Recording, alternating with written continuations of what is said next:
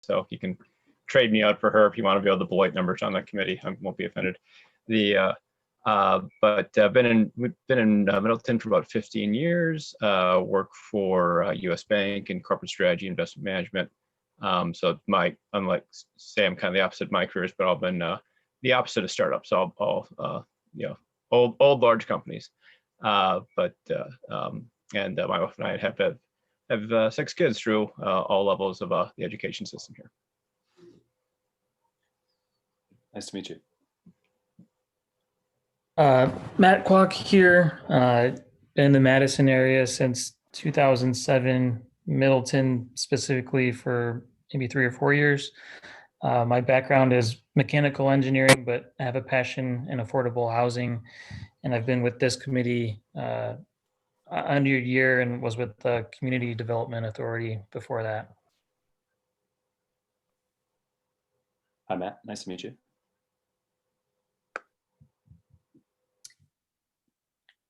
Hi, Sam. This is Katie Nelson. I am an alder here in Middleton. I've lived here for about 16 years, but grew up in the Madison area. And I have lots of family members who went to Beloit College. So if you want to add that to the, awesome. to the club, we'll do it.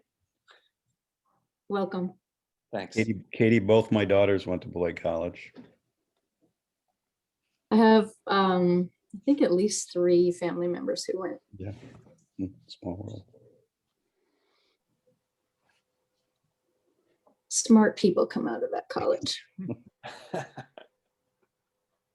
I'll just jump in here. I'm Abby Atune. I'm the Director of Planning and Community Development for the City of Middleton, and I've worked for the city for 13 years now in a few different roles and have co-staffed the Workforce Housing Committee with our City Administrator, Mike Davis, I think the whole time, I believe. I think so. Thanks, Abby. Nice I'm Mike Davis. I'm the city administrator, have been for almost 23 years now. But when I first came to Wisconsin, I lived in Beloit for my first 3 months. My first job in Wisconsin was a city administrator in Evansville. So Beloit was, actually it was 6 months in Beloit on my way to Evansville, and then 2 years later to Middleton.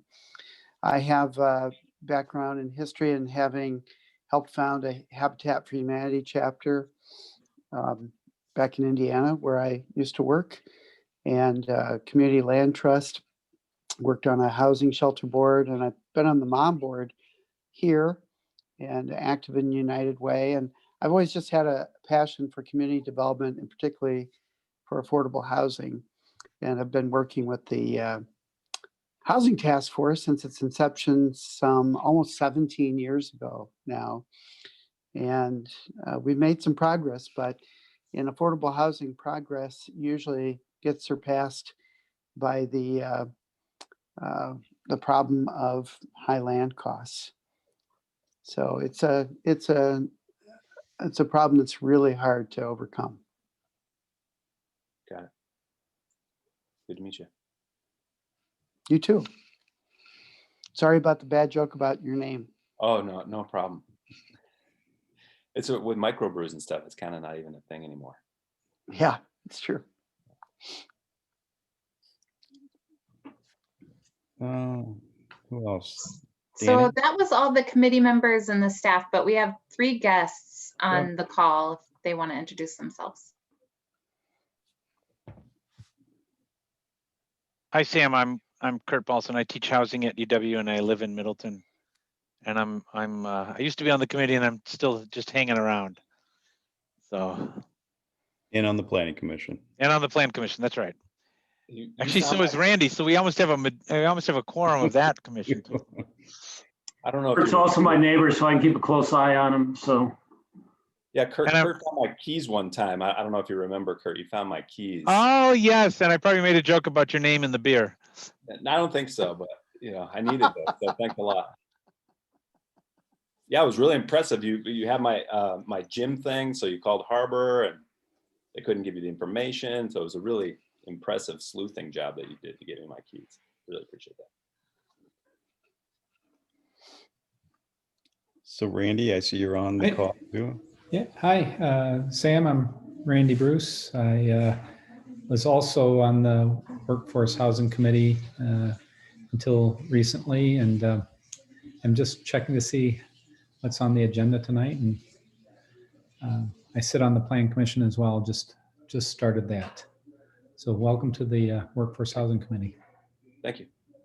Randy, I think I still have you on the distribution list, so that's probably why you got the calendar invite.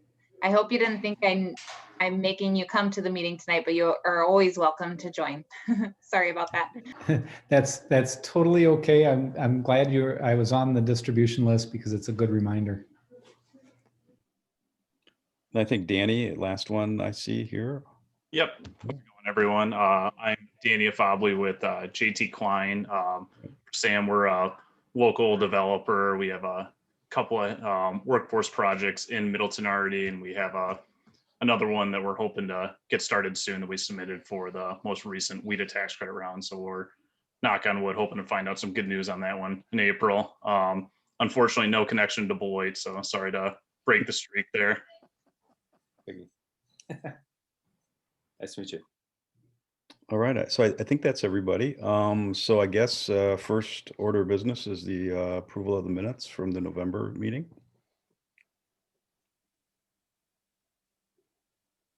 I'll move to approve. A I'll second. second. All right. Any discussion? If not, motion for take it to a vote. All in favor, signify by saying aye. Aye. Aye. Aye. Opposed? All right, motion carries.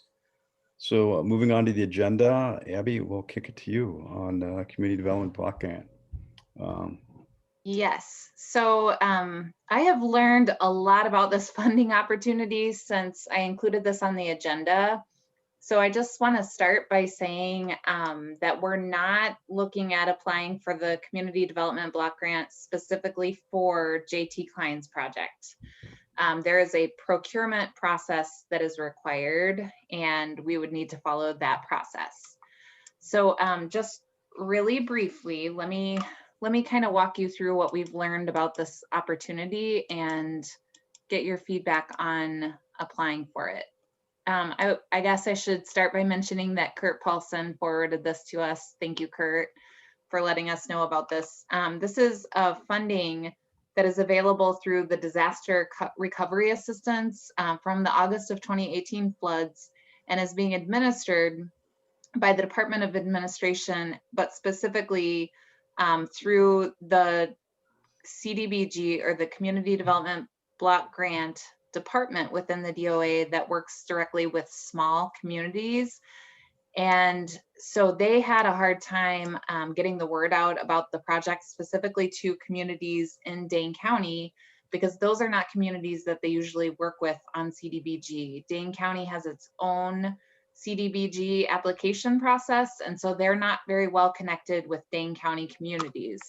But this funding opportunity provides over $15 million in assistance, and specifically they want 80%, or just over 12 million of the funding, to be awarded to units of local government in Dane County and Vernon County.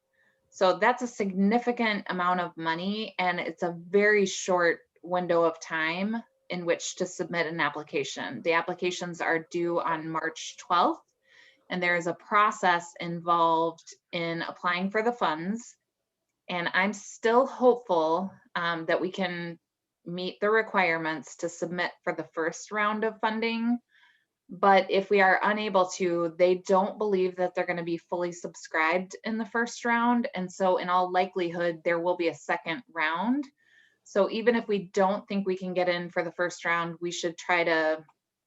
I think we should try to start working on an application, getting the requirements in place so that we can apply for the second round.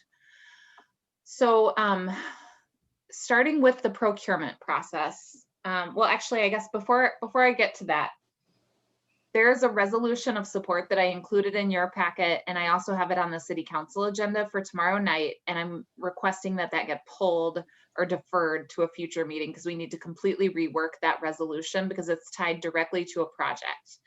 And like I mentioned before, they require a competitive procurement process, which is a little weird for doing an RFP when you don't control the land yourself. What they're asking is that the city basically have a process whereby we say, we are going to be applying for $1 million or whatever the amount is, and we want that to go to support X number of units of workforce housing. And then we would publicize that information, and then we would take competitive proposals from interested developers, and they're probably going to be developers that already have a project lined up and ready to go because they're looking for shovel-ready projects. So when I got this from Kurt, the first thing I did is distribute it to everybody that I know in the city that hasn't put a shovel in the ground yet, but is gearing up to work on a project. And you know, immediately what came to mind for me was Jacob Klein's project. And the reason is that it's a workforce housing project. They already have permissive zoning in place, but the project has had to be delayed because they've been unable to secure the WIDA funding that they need to proceed with the project. So that was kind of the top of my mind, but there were others as well that I thought of, and I distributed and disseminated the notice of funding opportunity to a handful of developers. And this Jacob was the only entity that got back to me and showed interest. But as I mentioned, we would be doing a competitive process. And if we are allocated these funds, I would like to see the Workforce Housing Committee be the entity that reviews any proposals and makes a recommendation. So one of the confusing parts of this funding opportunity is that the DOA staff that they have there now has never administered this type of fund. And this is brand new for them. They received very little notice of the funding availability. In fact, they were told they would not be receiving funding.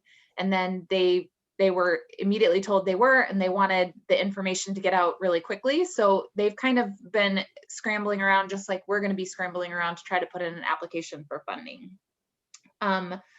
They put out a webinar, which I was able to watch on their website.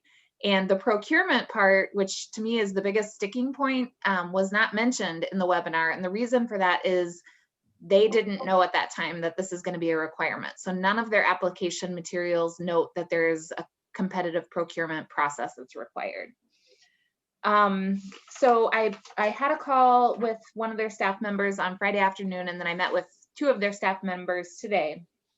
And there are some other things that we need to meet in order to be eligible for this fund. But we do not need to have the procurement process completed by the time we apply. So we can apply for X number of dollars to support X number of units and put that together and apply. And then should we get awarded the funding, then we could do the competitive part of the project. The RFP that we put out and the information that we're giving to developers needs to go to all developers who may be interested in the project. So instead of talking to Danny about this one-on-one, he's attending tonight so that he can hear it in a public meeting because it really needs to be open and transparent. There is a citizen participation plan that has to be approved prior to holding a public hearing. So you need to have a citizen participation plan, which they have on their website as a template. You have to hold a public hearing, and the public hearing has to have a 2-week notification. I said before that the applications are due March 11th. The earliest we could hold a public hearing with a 2-week notice is the day before, March 11th.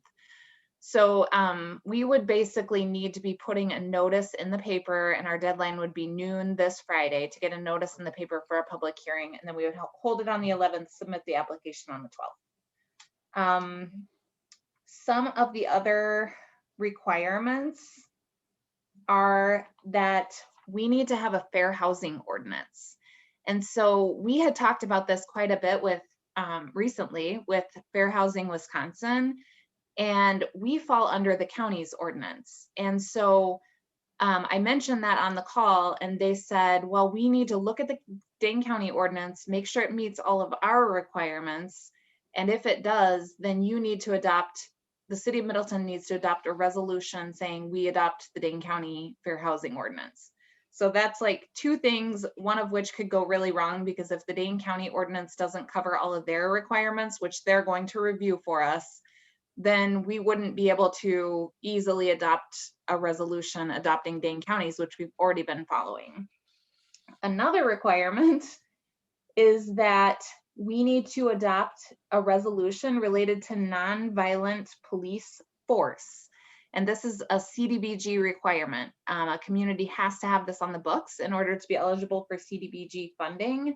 They said this is the most common thing that communities don't have. And I think I'm a little worried about that. So I want to look at what we have on the books and work with our police chief and see if we're meeting the requirements. I'm thinking we probably aren't, just based on what they told me on the call today. And I think that that is also going to be a bit sticky to get that done and approved in such a short period of time. So basically what I'm saying is this seems like a wonderful opportunity to get a significant amount of funding for housing in our community, which we all support. And it seems very likely that if we can pull it together in time, we would probably receive an award of funding. And then we would worry about going through the formal procurement process. But it's going to be really hard to pull it together in time for March 12th. We're going to try. And that's it. That's all I have on that item. So Abby, just a general question. So disaster recovery for, I mean, what's the tie-in with affordable housing? Is it just thank you because, for bringing that up, because that was like kind of the lead and I didn't mention that at all. I'm sorry. So there were housing units that were lost in the 2018 flood. okay. And the way that Mike Davis and I initially read this is, oh, we need to be looking at properties that were flood damaged. But actually, as it turns out, they're just trying to replace housing units that were lost.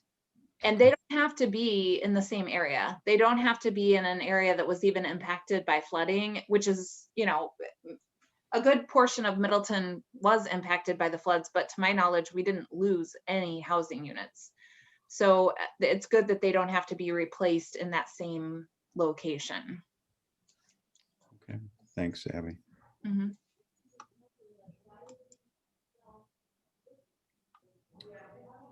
Other comments that committee members have, questions? This is Katie. I just want to know, do these statements about the police and all that, does that all have to go through council before it can come back to us? Well, I think that the fair housing ordinance and the resolution related to nonviolent police force, those would have to go to council. And I clarified with them that it would be okay to adopt those in a resolution rather than an ordinance, because an ordinance usually has 2 readings and we get the city attorneys involved in drafting those. And so that would be a deal breaker. They said, no, it could be done by resolution.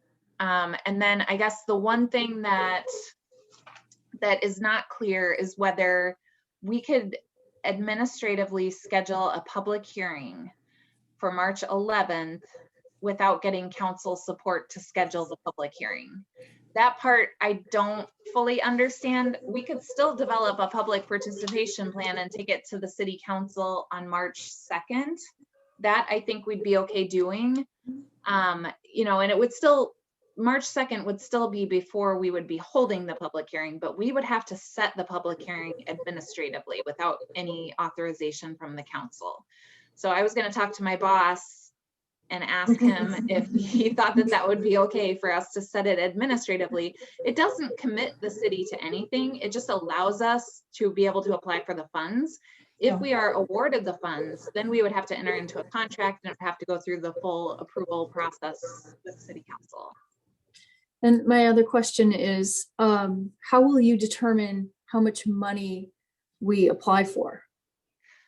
Yeah, so that's something I was going to try to pull Bill Burns, our finance director, and try to get his opinion on that, because I don't know. I mean, that's a great question. It's quite a bit easier when you're looking at a specific project and you're looking at the gap that's clearly spelled out in a pro forma. It's a lot harder to just decide, you know, what the amount should be and what's appropriate. I'd probably also consult with Kurt Paulson and get his opinion on it, if he's willing to help us out. But yeah, it's a tricky one. Okay, thanks. Abby, does the public hearing have to be in front of the city council? No, so that's the other thing. Like, the public hearing would be on March 11th, which is a Thursday. And I would probably just be hosting it from my son's bedroom like I am here right now. And I don't know if anybody would, you know, I don't know how many people we would have that would show up, but there are items that have to be read during the public hearing, and they have a list of that spelled out. Would it be within the authority of the Workforce Housing Committee, since this issue was on an agenda already, to set a public hearing today? Mike, I don't know if that's exceeding the Workforce Housing Committee authority, but they could be the ones hosting the public hearing. Abby, I can't see the item on the agenda. Oh, sorry. Could you scroll up just a little bit? Yeah, and let me move your faces out of the way too. So it was noticed on the agenda specific to a project, which is not the route we're taking now. Well, but it says notice and application. Mm-hmm. So the notice, the wording of it, I think it is germane for the committee to actually set a date for a hearing. And you're just setting a date for a hearing. You wouldn't be necessarily approving any money or allocation of money. Right. And the hearing has to be on March 11th. That's the only day we can have the hearing. Because it's a class 2 notice? Is that what they said? Well, at first they said it was a class 2 notice, but then they said it's actually either a class 2 notice or one public hearing notice that is 2 weeks in advance. It doesn't, either way, it doesn't really buy us any time, since we use a weekly paper. So I'm fine publishing it twice just to meet the class 2 requirements. And this is all really strange, because every community in Dane County, outside of Madison, normally gets CDBG directly from the county. So the county is the fiscal agent, so we don't have to do all this. Right.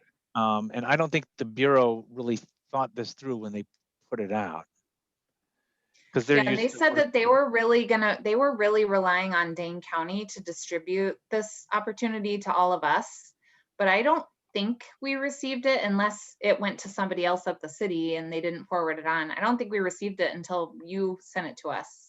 Yeah, and I got it from someone at the county, and I think I may have been the only one who got it. Yeah, and then that we also got it from a staff member at the county shortly after you sent it to us. So it's been out there apparently since like November, but we weren't aware of it until very recently. In terms of the amount to ask for, and Mike and Danny definitely know this number a little better than I do.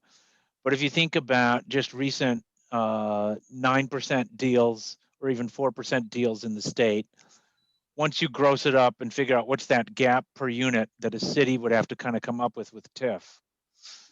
Right, Danny, I think you said Madison somewhere between 40 and 60,000 a door now, right? So we could at the high end just ask for X, 60,000 or more. Mike probably has this number in his portfolio somewhere. What's the gap, and ask for that, and really try to target it for LIHTC developments. Yeah, and Kurt, we would have said, if you'd asked me, I would have said $50,000 per door as kind of, a general rule of thumb in terms of the gaps that you're typically, used to facing. How that applies to how many units. I mean, obviously it's simple math based on, statewide, and I'm sure this applies in Middleton as well, that only a third of the folks that actually qualify for affordable housing can find it. So I mean, the demand is substantial, and you know, we're just scratching the surface on meeting that. And I assume that would apply to Middleton as well. And 50,000 a door works for the standard LIHTC, but if we wanted deeper discounting, Yep. Probably getting closer to 80 or 90 a door. Yep, could be, sure. And will we ask for more than just Jacob Klein's project? Will we ask for more grant money so that we have it available for someone else who wants to apply? I think we can only select one project. I Once see. we get the funding, I think we can only select one. I see. So maybe we would apply for, if we're going with the lower amount, 50,000 per unit, maybe we could apply for 1.5 million to support 30 units, or maybe we go higher. I mean, I don't know how much of that 12 million they're going to give to one community. Well, they cap each community at 3 million. Yeah, so maybe we apply for the full. I mean, maybe we try to go for the full amount and they scale it back. I mean, I don't know how they would view that. The other thing is by putting these funds in, it ties you to Davis-Bacon wages. So that is going to up your construction costs on it. So you'd probably want to go for more than less on that, just because that'll factor in a little bit more onto the gap. Good to know. Yeah. So maybe we apply for 3 million and assuming 50 per unit, that's 60 units. Well, I think what Danny said is your construction costs. Davis-Bacon going to kick up each unit, what, about 8 to 10,000 a unit, Danny? Yeah, I would. Yeah, I think when we factor those in, it could be like anywhere from 15 to 20% on cost, just depending on which subcontractors you got to go with. And so if you bring in any CDBG or home, you have to go Davis-Bacon? I believe so, yes. Okay. Can you decode what Davis-Bacon is?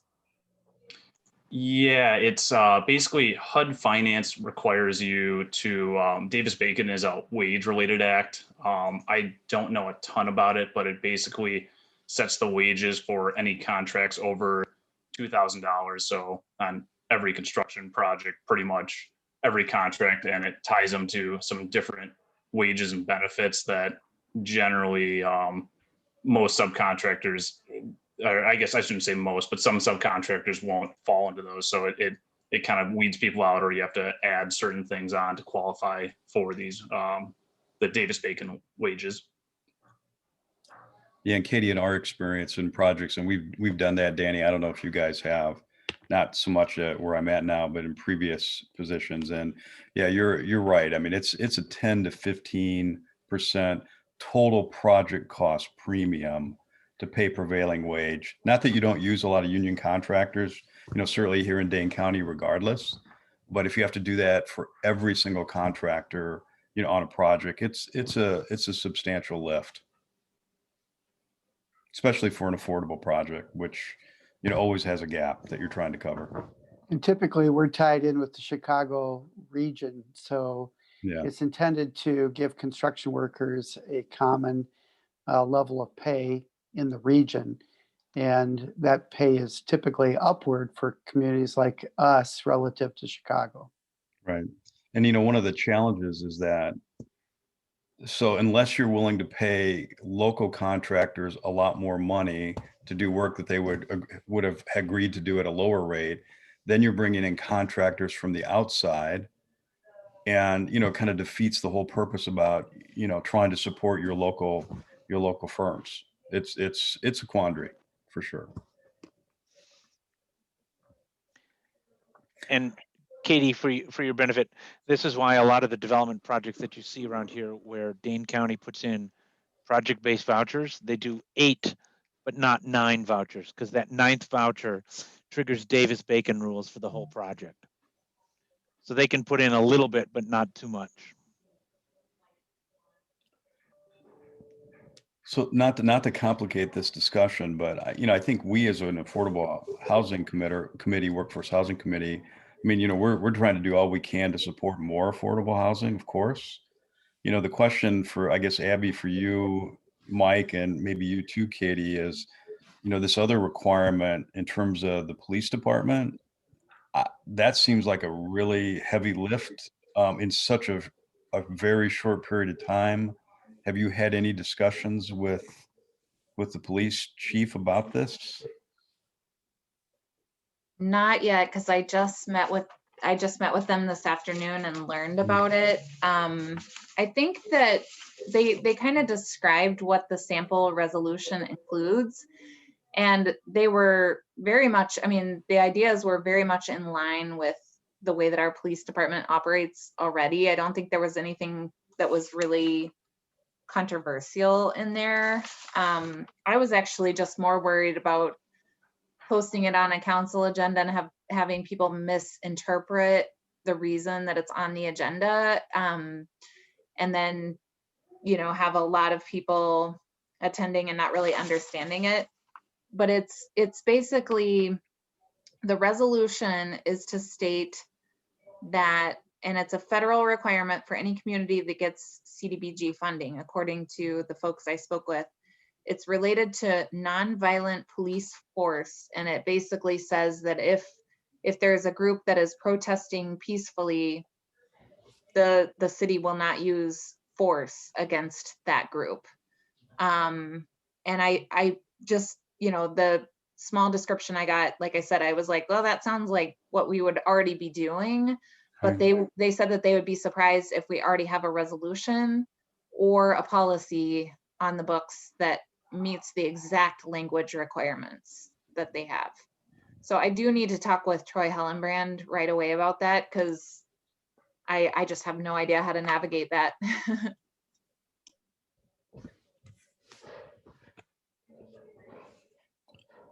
So if we were to, decide we want to pursue this, we could certainly say it obviously subject to, support of the police department and language that's required for the application, I assume.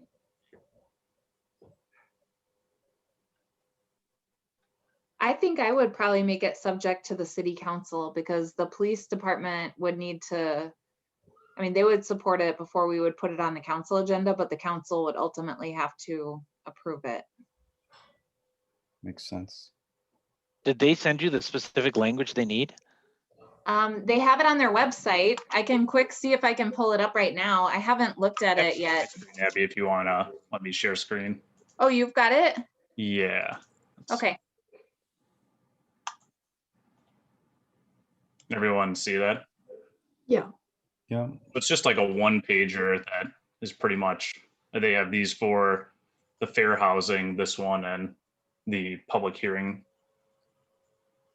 Yeah.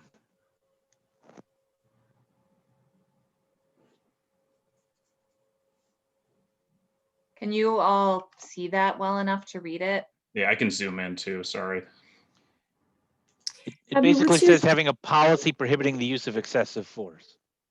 Yeah. Yeah. Why is this tied into this grant? Is it because people protest workforce housing? What's the tie-in here? No, It's just a federal requirement. Mm. There's all sorts of things you have to certify that you do. And this was added at some point in time. Community Development Block Grant Program came in the 60s or 70s, actually. So there's a lot of those requirements that you just have to certify your compliance with.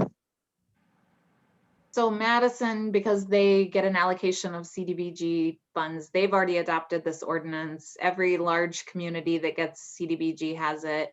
And I'm guessing Dane County has to have approved it as well, because they get the allocation for the smaller communities in the county. But we've just never had to before, because we don't get CDBG money directly.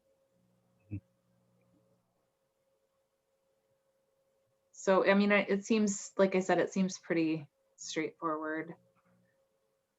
But it's just the wording on the agenda. I could see like having a bunch of people show up and think that the city's, changing something related to recent demonstrations, or I don't know. We'll just have to explain it's the long arm of the federal government trying to impose federal policies. That's right.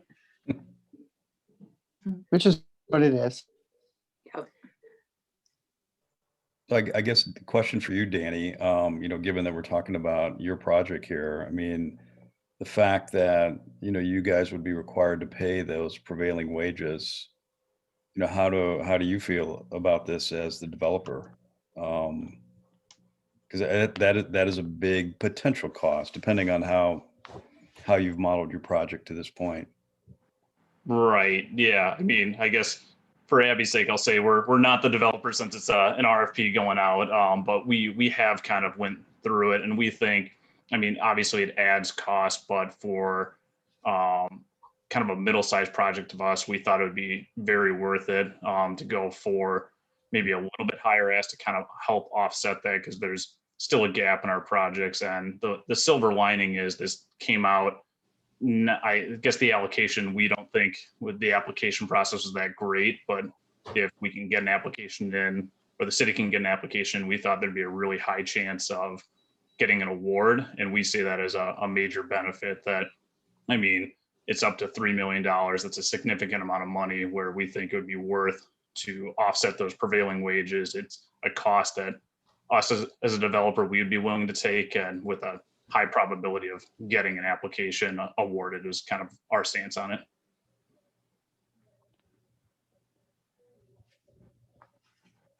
And I mean, it is possible that we would have other developers that would be interested. We do know that there's at least one group that's looking at a couple of sites in Middleton, and they would be geared toward workforce housing. So, we don't know how far along that is, but that group I did email out the opportunity to that group as well.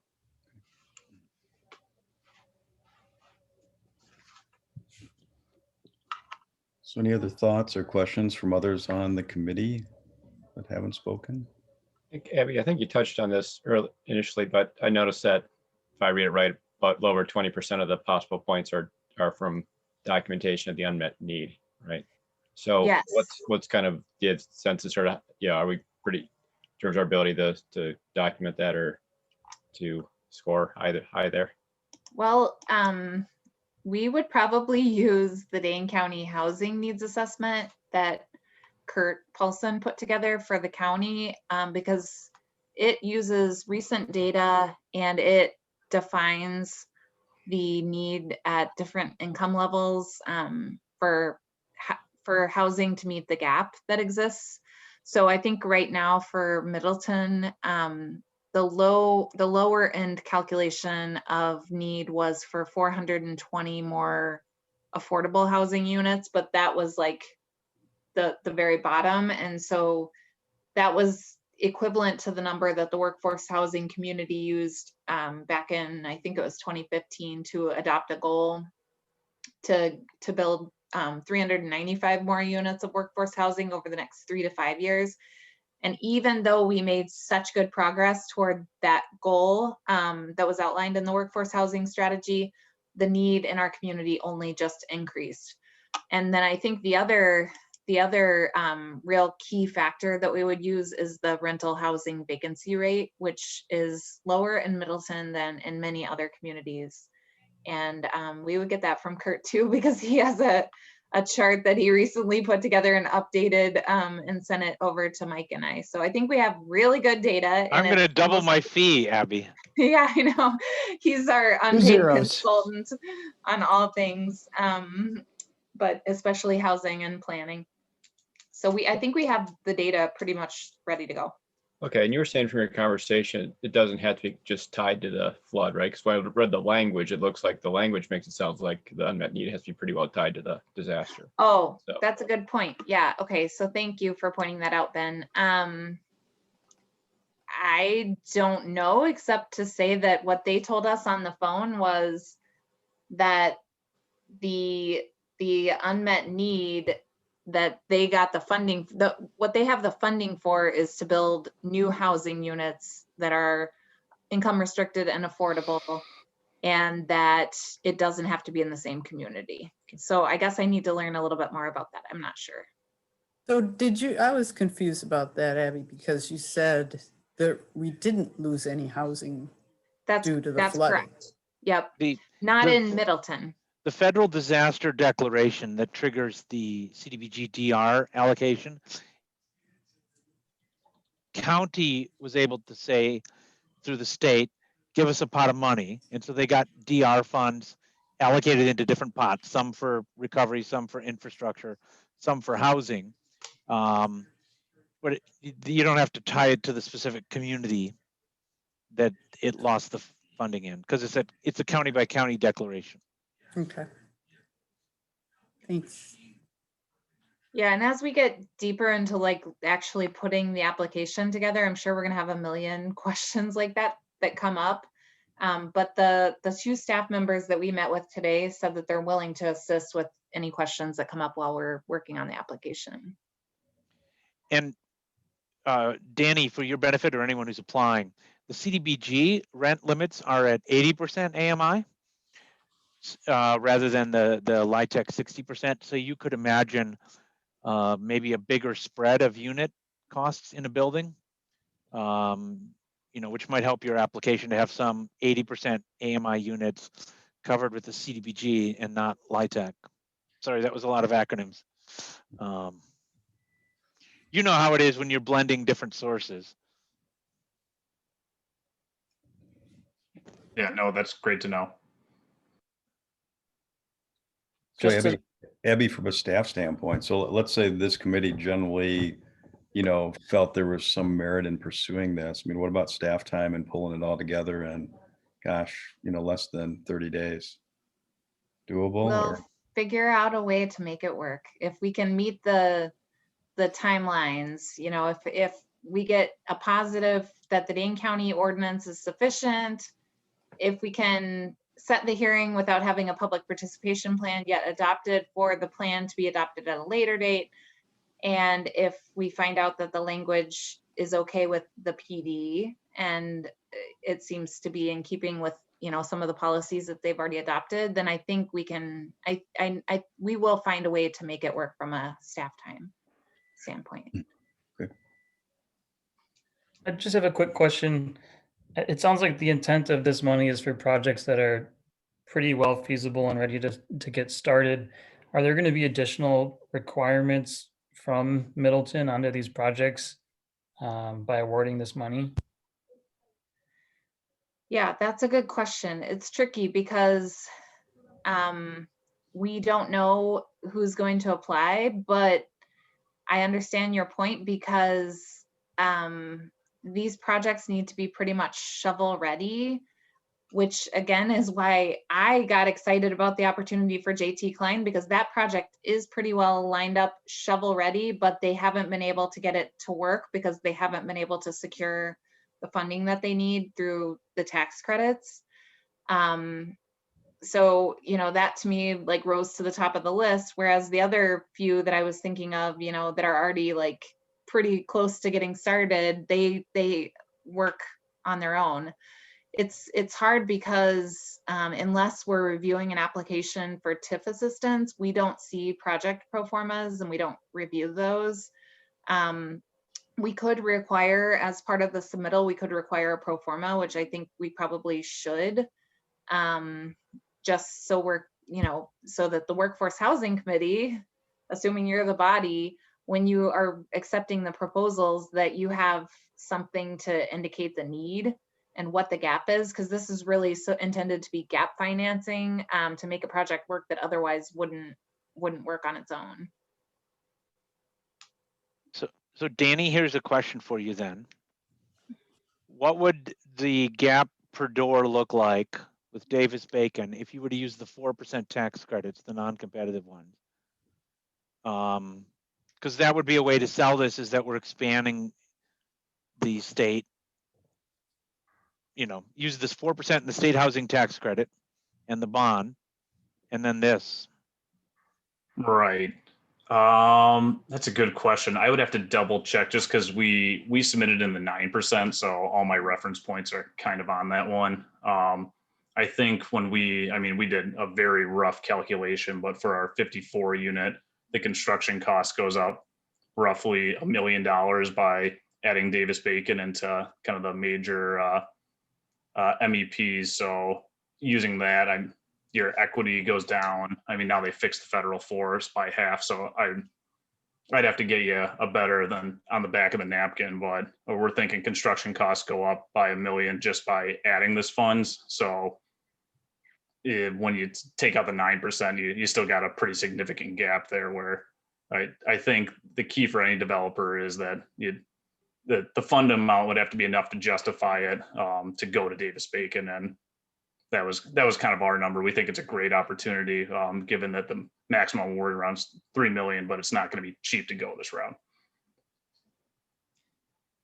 Yeah, so come to think of it, like one of the prospective projects that we've learned about is that there's an entity that's interested in buying like I think it's like 16 units of housing that, and it's right now it's market rate, but making it affordable instead. And I don't think that would qualify because it's not new construction, but I don't know that for sure. And also, if we're committing to applying for the full amount of funding, the $3 million, that is likely indicating that we're going toward a larger project that's like 50 to 100 units of housing instead of a smaller deal.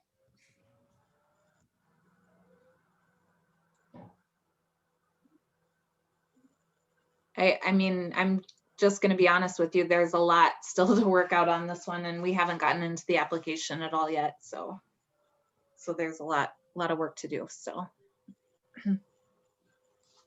Have you heard of anyone else in Dane County applying? I have not. I haven't. So if they don't use it all up, did they say when the next round would be? They didn't, because they didn't want to commit for sure that there would be a second round. They said that based on the number of telephone calls that they've been fielding, they're pretty sure that they're going to have a second round. They're not going to be able to use up all the funding in the first. Is this Dave Paulish you talked to? We talked with Mark Staff. Yeah, thank you. Mark Staff and Angela Davis. I think not Angela Davis. She's with Madison Community Foundation. Somebody whose name sounds like Angela Davis. I don't know. I'm sorry. I don't have my calendar here right now.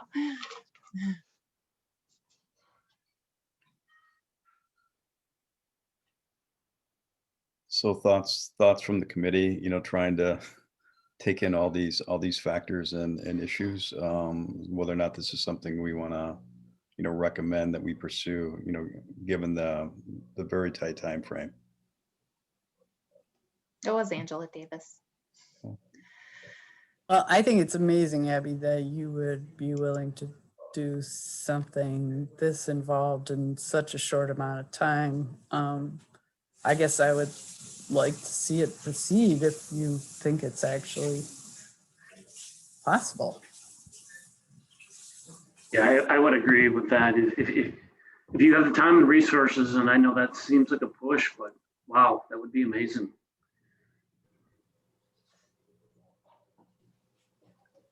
We'll do our best. Do you all feel comfortable setting the hearing for the March 11th? And Mike, were you thinking it would be a hearing before the Workforce Housing Committee, or it would just be a city hearing separate from the committee? The committee would not be convening that same night.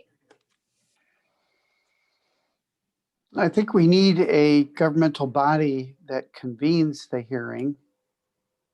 I've never heard of just a general hearing. And it would make sense if it were before the Workforce Housing Committee. So that begs the question, are you all available on March 11th for a hearing? And I don't think it has to be in the evening, although I'm guessing evening would work the best for most of you. I have another committee that I staff that night. So let's see.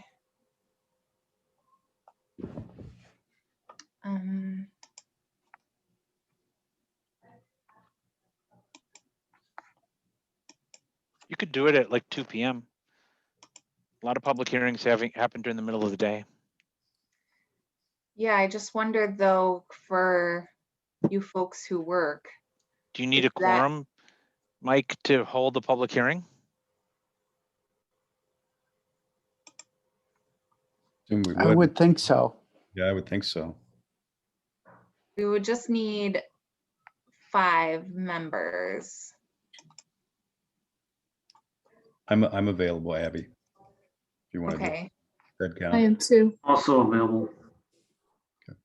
I wonder if we'd be able to get it done in 30 minutes because I have a 5:30 meeting that night. CDA. Actually, Katie does too because she's on there. Or should we try to set it for 4:30 p.m. in case it takes longer and we have people who show up and are interested? Then we would have a full hour. Would that work? 4:30 p.m. on March 11th? Or even if you want to bump it up to even like 4 or whatever, like 4 or 4:30 is fine by me. Works for me as well. Abby. Works for me too. Earlier is better for me. I have a 5 to 6:30. meeting. Okay. So let's try for 4 p.m. then. And this, I'll keep you all posted because we're not gonna set the hearing if we run into something else that tells us there's no way we're gonna get it in this cycle. Or I know that would be overstepping this committee's bounds, but could the CDA hold the hearing? Since they have a meeting scheduled for that night? And they're a lawfully constituted body under the statutes for dealing with Yeah. housing and urban development. I mean, Mm-hmm. it's That would hard. be okay with me if it's okay with Mr. Davis. Well, unfortunately, the CDA isn't here to set a hearing. Yeah, that's true. So it probably be the only makes workforce's. sense for the Workforce Housing Committee to set a hearing for itself. Okay. So Abby, Mike, do we need to take official action on this? And Betsy, you kind of made the motion there, and Darren, you supported that. Are you seconding that motion that we proceed down this path? Yeah, I'll second that motion for 4 or 4:30, unless it was a set time, but I can't remember. We'll say 4. Okay. So do you need a vote from the committee then? So, Yes. all right, so I guess all in favor of that motion to pursue the grant request, signify by saying aye. Aye. Aye. Anybody opposed? Okay, motion carries. Sorry, Abby, a lot of work for you and your team. That's okay. Well, It's worth it. It could very well be worth it, especially when you consider the prospects for future grants as well. Yep. Great. Thanks for your willingness to tackle this again on such short notice, guys. Much appreciated. All right. Anything else on that first agenda item then, Abby? Do we need? Nope. Nope. I think we're good. I'll keep you posted what I learn over the next couple days.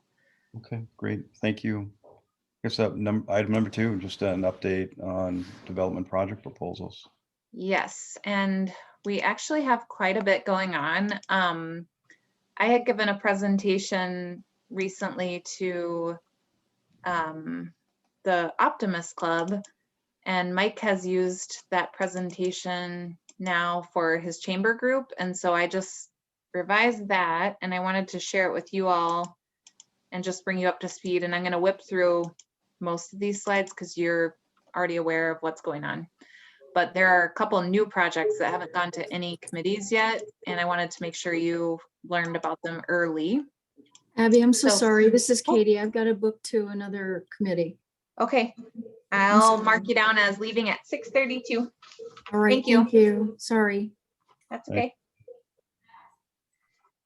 Okay, so you all are familiar with the Trata. This is under construction right now on Parmenter Street. It includes 50 income restricted housing units, and the developers impact 7. And then this is Cardinal View Senior Living, and it used to be called Graber View. It's under construction in Tribeca, and it's geared toward seniors. It is a market rate project. The Middleton Market and the Aviary is the project that's under construction right now on Lisa Lane, on what used to be some privately owned softball fields. And this includes the 30,000 square foot commercial space, including the European style food hall, along with 263 units of housing. The developer is Tresta, and this is also market rate.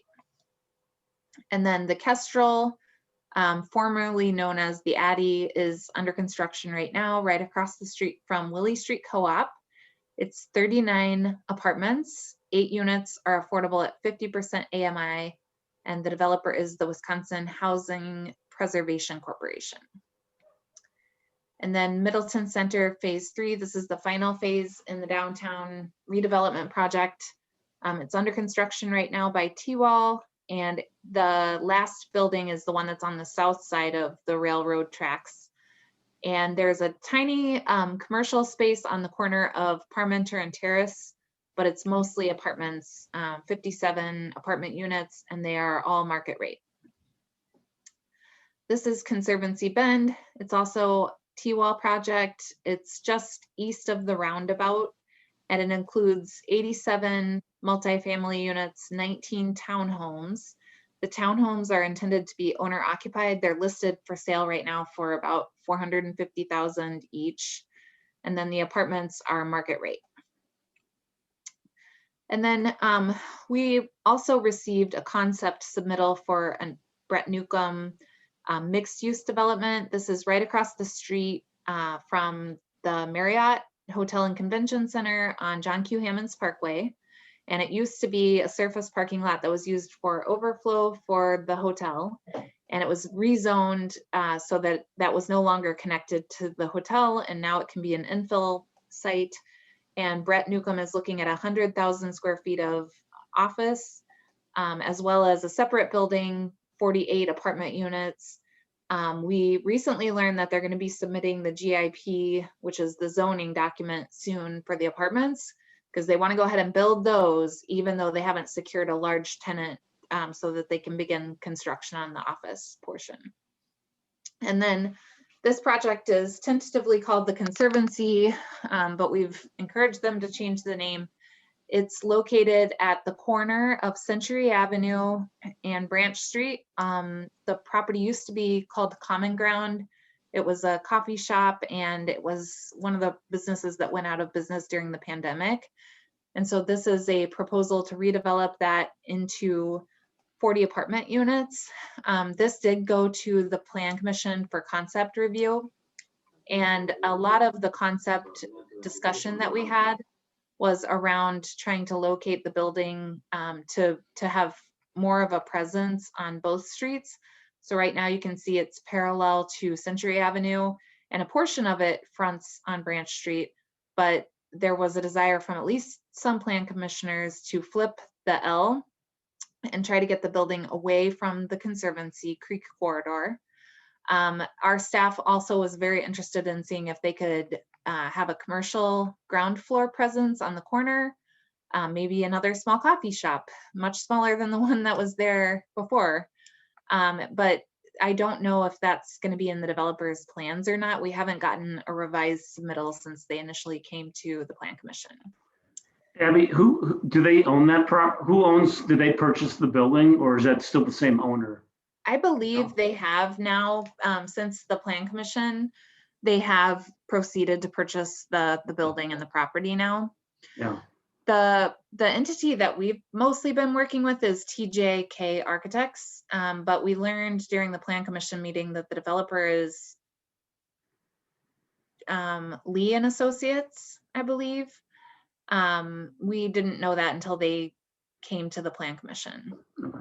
That's going to be exciting. Hopefully that goes through. Yep, and this is within the historic Pheasant Branch area, so they'll need to meet the design guidelines for the neighborhood, similar to how Stagecoach Trail across the street did. And there are so many things happening in this area right now that are really super exciting. We learned that the county has to replace the bridge, and so we're working really hard to try to find a way to get the trail under the bridge. We're also trying to acquire some additional property on this corner that's excess right of way. We've got the North Mendota Trail project under construction, which eventually will go from this area all the way east to the city limits, and eventually will connect up with a trail that goes all the way north around the lake.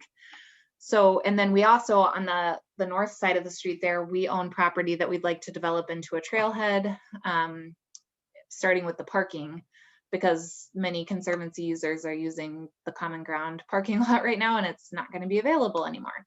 So there are like a lot of things coalescing around this area, and we've also been meeting with the DNR as well as Dane County to apply for some grant funding to make some projects happen in this area too. And you said that that bridge is scheduled to be reconstructed. So yeah, Yes. It makes sense to get that trail to go underneath, which would be ideal.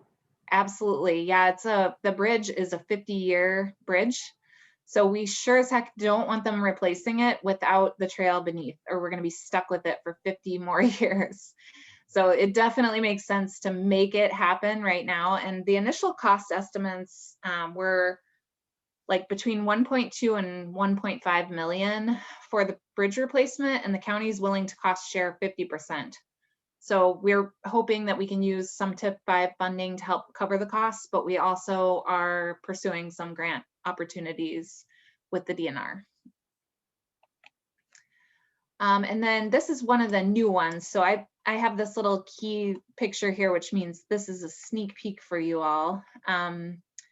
We have learned and received a submittal from Joe Krupp with Prime Urban Properties for a mixed use project on the building that's been vacant. It was the Mi Cocina restaurant for many years. And then the building to the west, which is a small strip center that includes a laundromat, a pottery studio that just located there, and Emilio's sandwich shop. And so this hasn't gone to any committees yet.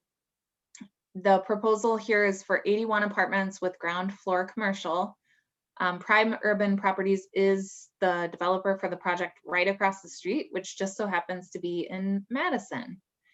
And Kurt, you sent me all the That's details. what I was going to say. Yeah, they're the same developer. So you probably see that under construction. They will have occupancy beginning in May. Yep. So I think that this is a great opportunity, and we're going to try to get a CDI grant through WEDC to cover some of the public infrastructure related to this project. They need to underground utility lines, and they can get from about the edge of their property all the way east to the edge of the city limits. So it would include the Imperial Garden, and they think the Roland Reading Foundation, which is the edge of the city limits. And the cost for that is about $250,000.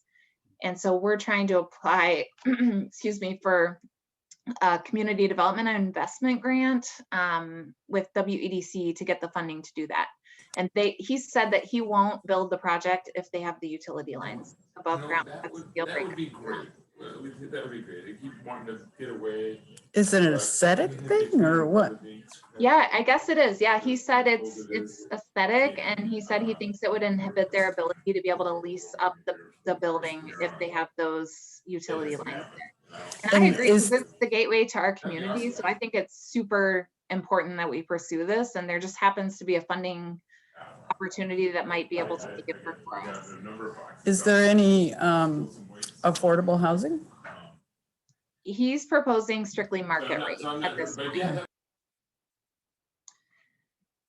And then the other big one that we just got a submittal for, this is the Bruce Company property.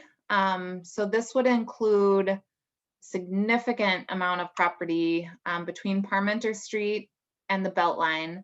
And to orient you, this is the Creek Corridor. There's a business here called Auto Graphics. This is not included. To the north, there's a business called Sampler Square. This is included.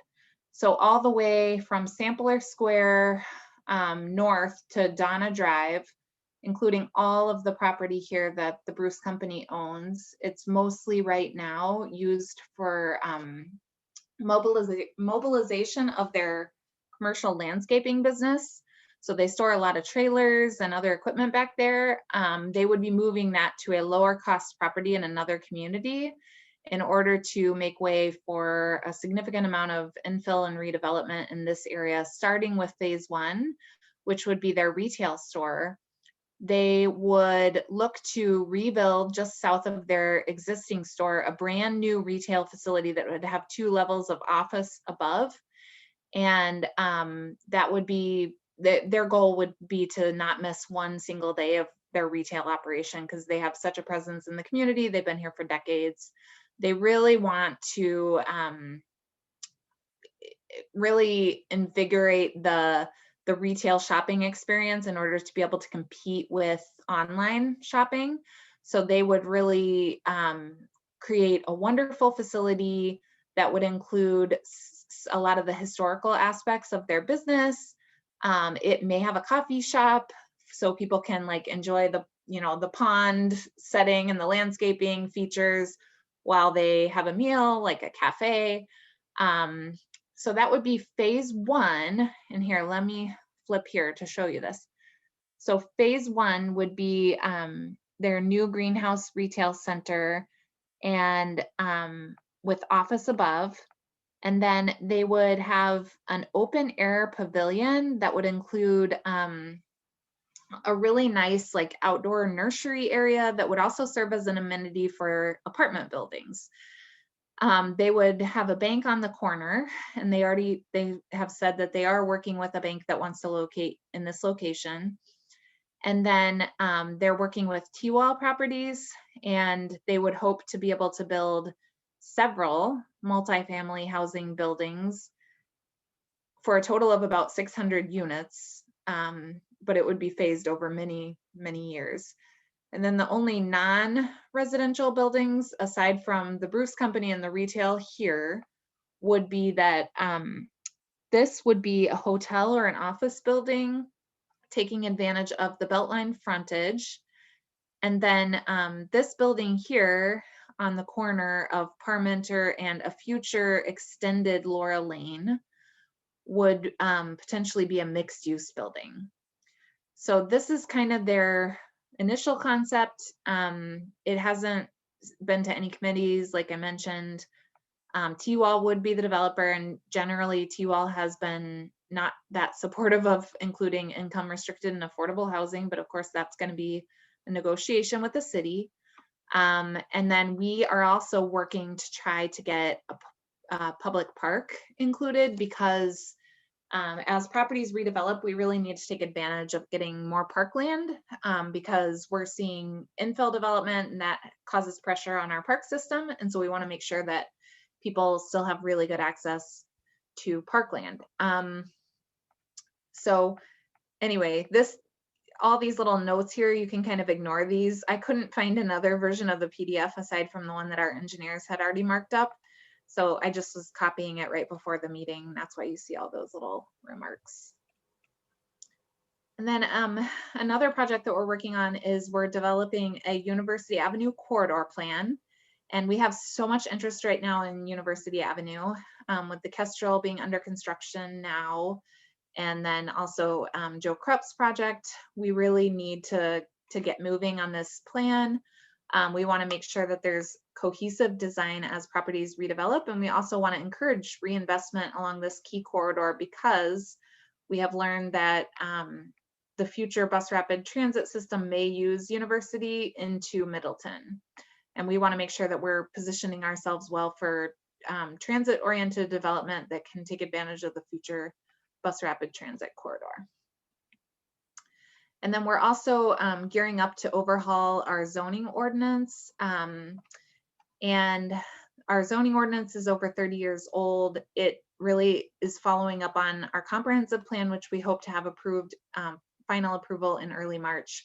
We have a number of items related to housing that we want to make sure get included in the zoning ordinance overhaul. And we're taking something to our city council tomorrow night to appoint a 3-person group to kind of oversee the zoning code rewrite, and that includes Randy Bruce from Plan Commission, Spencer Schumacher from Sustainability, as well as Justin Balwig from the Zoning Board of Appeals. And that is it. That is all I had. But I'm happy to answer any questions you all have. That's a lot. That's a lot. It's good to see. Yeah, to see it all together is like really like, wow. There's a lot going on. That'll be over 1,000 units in that Parmenter corridor by the time they're done. Or going all the way up to JT Klein's 1038. Yep.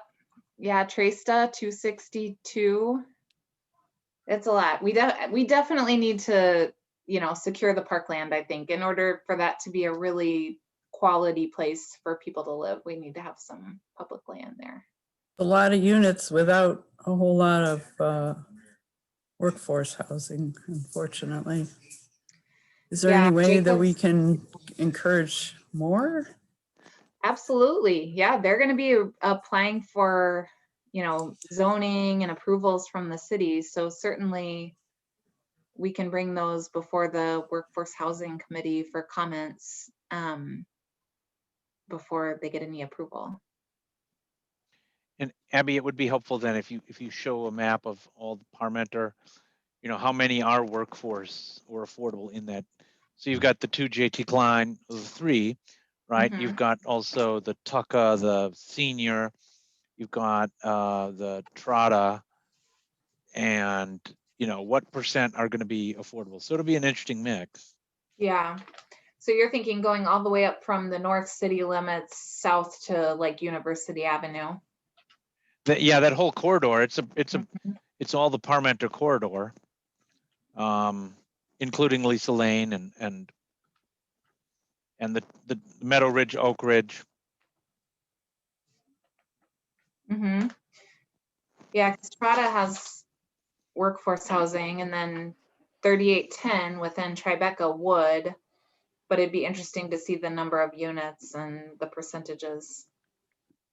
And we may need to expand bus service in that area too, then, with so many units. Yeah. Kurt, at the retreat, when we presented the information on the tax benefit of infill and multifamily housing, do you feel that the majority of the council and the planning commission were on board with that? Plan Commission, yes. There wasn't a whole lot of discussion at council. And I see Mike's moved on to the adult beverage category. That's Yeah, I'm going on to a class here shortly. Yeah.